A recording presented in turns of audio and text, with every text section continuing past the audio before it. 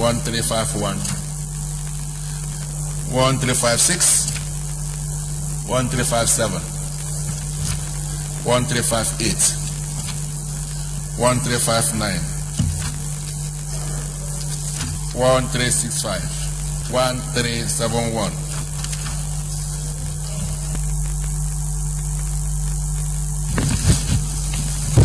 Thank you, Mr. President. I rise. It's number to Rogide. I represent those House Senatorial District.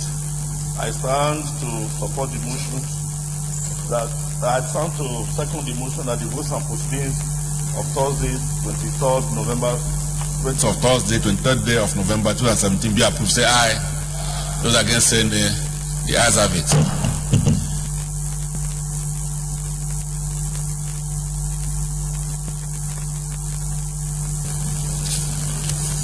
This is the Bukola Saraki, CON, for finding time out of his very busy schedule to attend and declare open the Southern Senators Forum's retreat on the and for his invaluable contribution. The new success and resolutions, therefore, a major part of what will translate to assurance of our highest esteem. We have also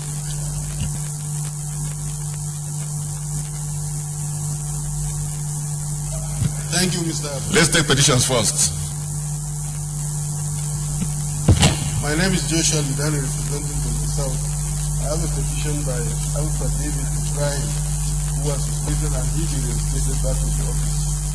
May I have your leave to go and read the petition to table? Back in 2 weeks. Yes. Next petition. Abad. Thank you, Mr. President. My distinguished and respected colleagues, Mr. President, Senator Albert Bassi, Akwa Ibom Northeast. Mr. President, I have a petition on the several bridges. Thank you, Mr. President. Go ahead and lay it.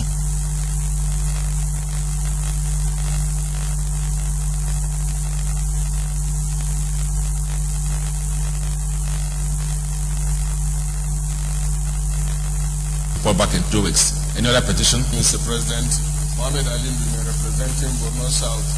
Mr. President, distinguished colleagues, my point of order is order 42.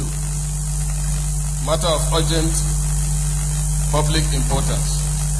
And according to the rules I consulted with you, so that I raise this point of order. And it's basically on the state of security in Borno, Adamawa, and Yobe State. Distinguished colleagues, you will recall, and maybe you have read, that the insurgency issue in the northeast, particularly those states that are mentioned, is resurfacing again. And there is the need for us at this critical time to invite the security chiefs to hear from them, so that if there is anything that we can do to address this issue, this ugly incident, we should do it. So I want to bring this motion on the next legislative date, so that basically we'll invite the security chiefs to address this, to bring this issue of insurgency to an end. And therefore, my colleagues, I solicit your support for this issue or this matter to be discussed urgently. Okay, distinguished colleagues, in accordance with our rules, I'm going to put the question. So if it's your desire, we'll take the motion at the next sitting day. Those in support of the motion that this matter be discussed in the next sitting day, say aye. Those against saying nay, the ayes have it. Senator Marafa. Sorry, yes. Okay, Marafa. Thank you, Mr. President. My very distinguished and respected colleagues, Senator Kabiru Garba Marafa. 42. Okay, let's dispense with that and then we'll come back to your own. Let's discuss with this. Distinguished colleagues, my name is Senator Omotayo Alashuadura, representing Ondo Central Senatorial District of Ondo State. In respect of this motion, which, and if you permit, Mr. President, I will read. The matter for discussion shall, if possible, be referred to the President of the Senate before commencement of the day sitting, and the President of the Senate shall refuse to allow the claim unless he is satisfied that the matter is definite and urgent. If the claim is allowed by the President of the Senate and the leave of the Senate is given by at least 1/5 of all the senators, the matter shall stand. Notice shall not be, for which notice is required except with the consent of the President of the Senate and the general assent of senators present. What's the matter about?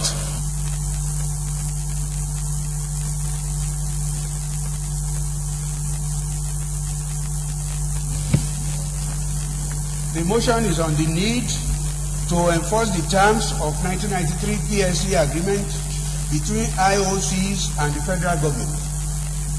Okay, stop there. I think it's something we can take the next legislative day. There's no harm if we take it next legislative day. It's not as if anything will go wrong if we don't take it today. So is that okay by you? Okay, the sales colleagues, those who support that this matter be taken the next adjourned day, say aye. Those against saying the ayes have it. All right, thank you, Senator Marafa. Thank you, Mr. President. My distinguished colleagues, 42 and 53 secs. Mr. President,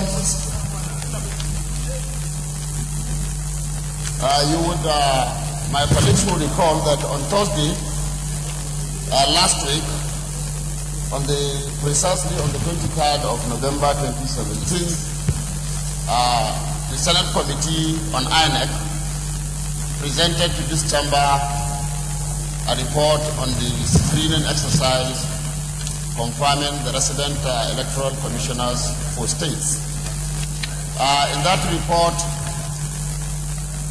they recommended that the nominee from Zamfara State be rejected based on extensive consultations.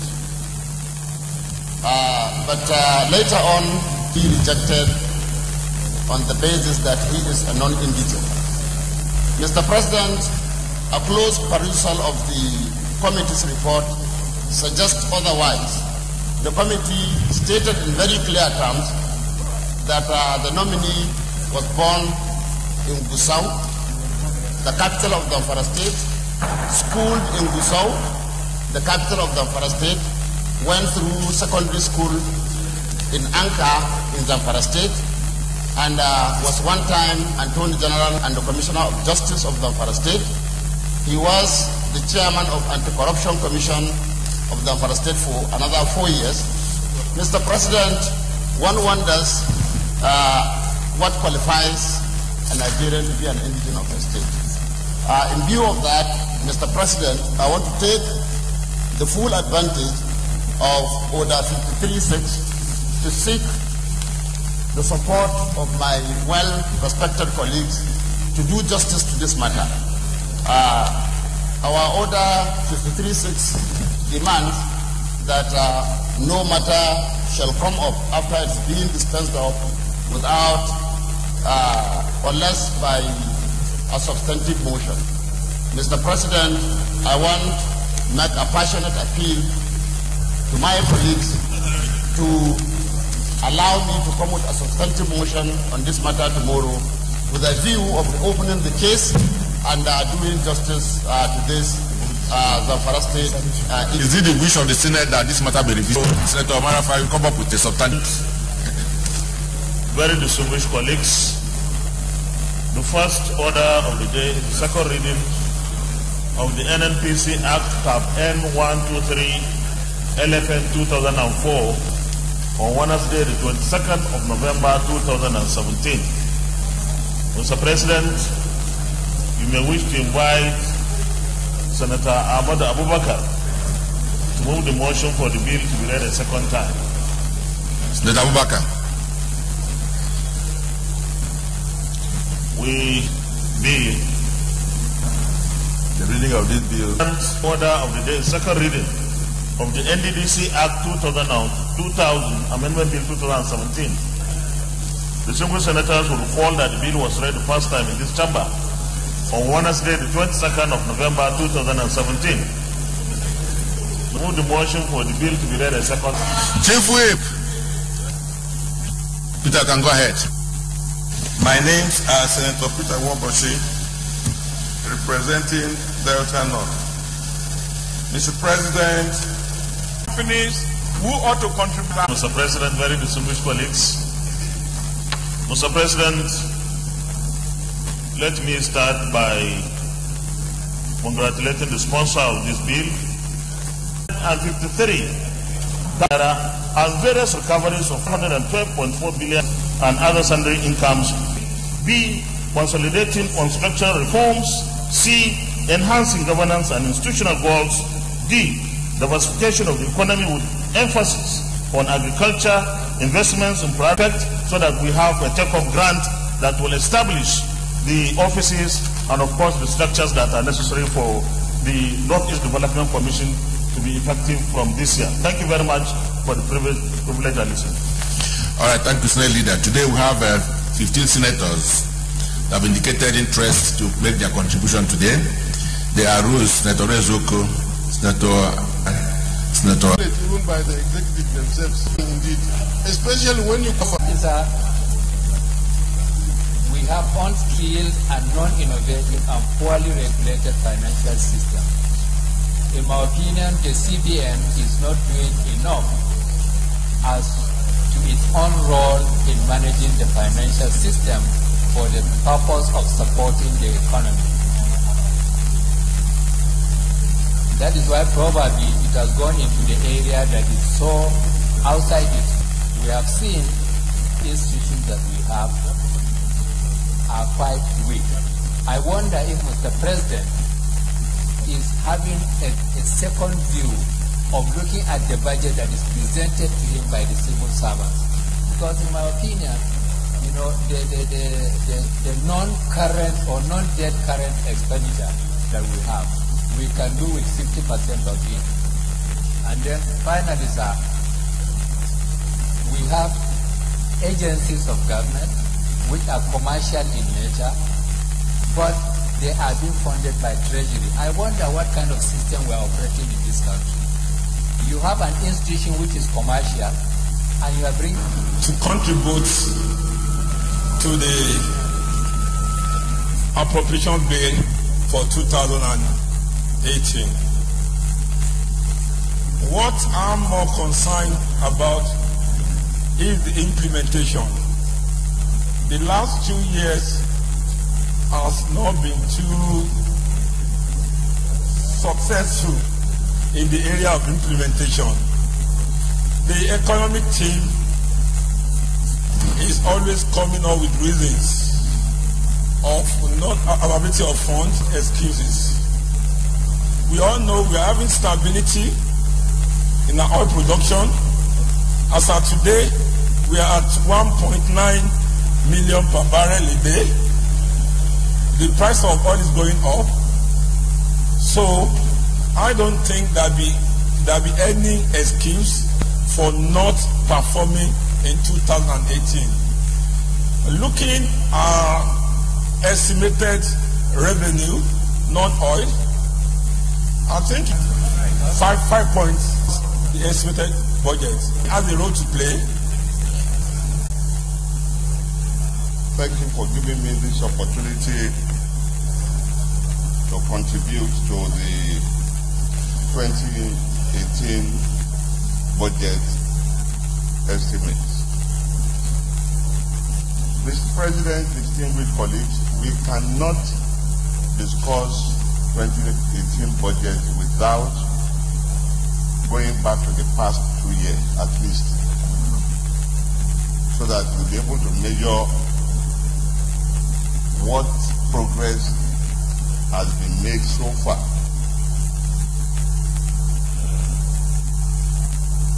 Permit me to remind you that in 2016, the budget was 6.07 trillion. The size of the budget in 2017 was increased to 7.2 trillion. Now, about 8.6 capital projects can be floated, but when you don't railway corporation, in the 2017 budget, I can categorically let you know, and Kano, which is ongoing budget. The track is further cut to Aba, Warri Port, and refinery including Warri Newport Harbor, which is new as well. My friend Senator Ben Murray Bruce is happy, is moving his head, and giving kudos to the present government. In real terms, and that is, if you make an exchange rate of 305 naira to a dollar, if you make an exchange rate of 360 naira to a dollar, which is the real exchange rate, that is what every ministry will have to purchase any item or capital line with. It is really just 23 billion. And that means we are dealing with a capital provision of just $6 billion. And if you compare that to some countries, where take South Africa for instance, the allocation to the sports industry alone is $1 billion. And we are talking of $6 billion for an entire capital expenditure for this country. But the major problem that we have all this money, the collectibles, we are saying that the collectible revenue will be about 11 trillion. But we know, for instance, that in the oil industry, where all our money is expected to come from, and the oil industry has improved now, we are enjoying about over $60 per barrel, and the production output has stabilized because of their, nobody knows how much they are collecting. And we know that our economy is right, is to have a transparent way, not be told that we lack recession. The recession is able to appropriate what is really there. In some areas, it is very encouraging. In the sense that efforts are being made to ensure that complicated on past budgets. Very well, thank you, distinguished Senator Omar Krofi.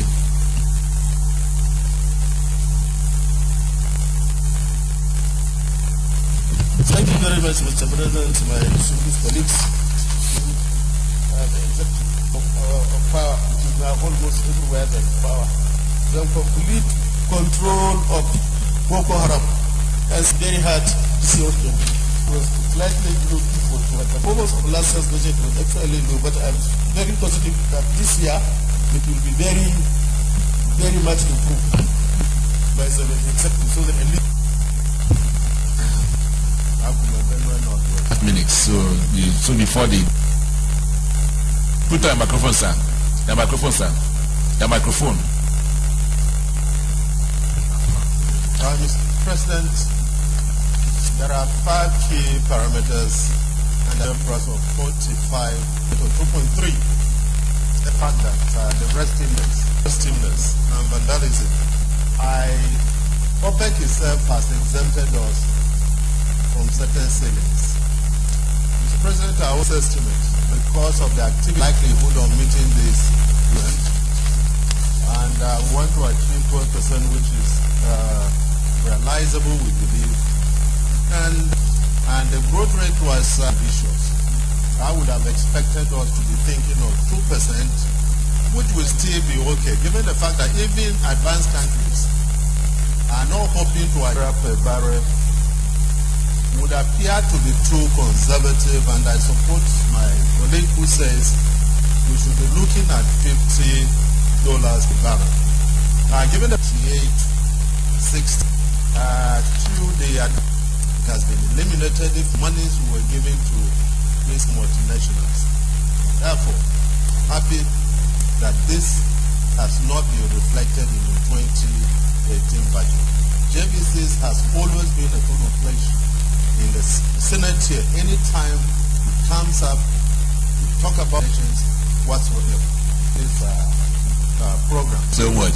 The last person for today is the Deputy Chief Whip, Francis Adam McKenna. You take the last turn for today. The timekeeper while you speak. are faced with